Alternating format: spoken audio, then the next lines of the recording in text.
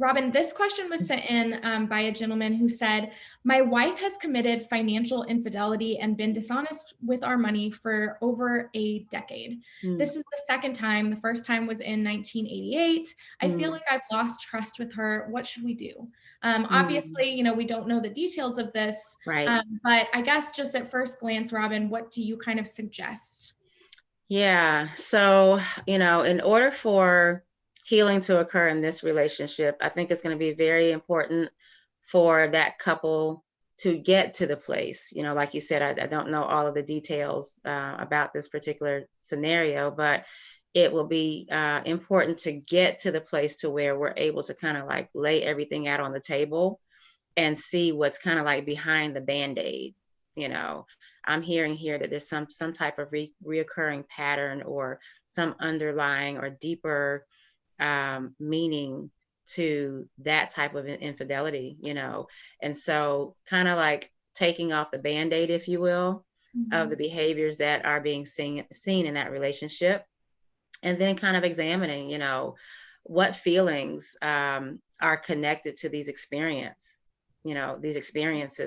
that might be a bit deeper than the actual act of that financial infidelity. Mhm. And so allowing the couple to kind of process through like a full disclosure process, which may sound intimidating at first, but even in a therapeutic setting, allowing that support and just helping the couple to know that as they are putting this out on the table, that we're processing it together. So they definitely don't have to do it alone. And so, taking away the fact that they have to fix it. No, Mhm. in this space, we work together to kind of process through it and kind of dig deeper together.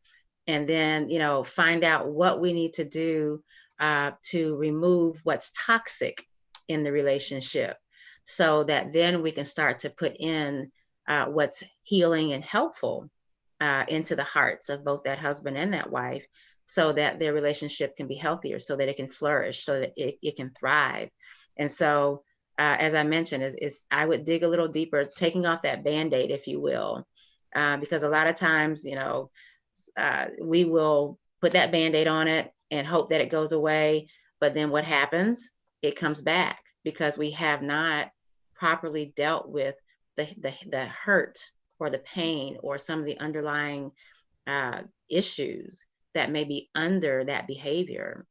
And so, yeah, we would kind of take that band-aid off and just kind of dig a little bit deeper and see what's going on in there, but really laying stuff out on the table, getting to that point, not necessarily right up front, but getting ourselves to that place to where we're able to just put it out there so that we know what we're dealing with, so that we can remove that toxicity in the relationship and then allow the healing to begin.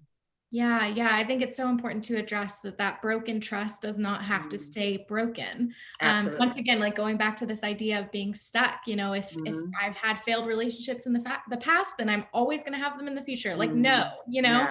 I Yeah. think that that's super important to realize because I feel like we default to that way of thinking as Yeah. people. Absolutely. Yeah. So this is about changing that mindset. You're absolutely right. And just not saying that because these behaviors are present, that it's automatically just a fail.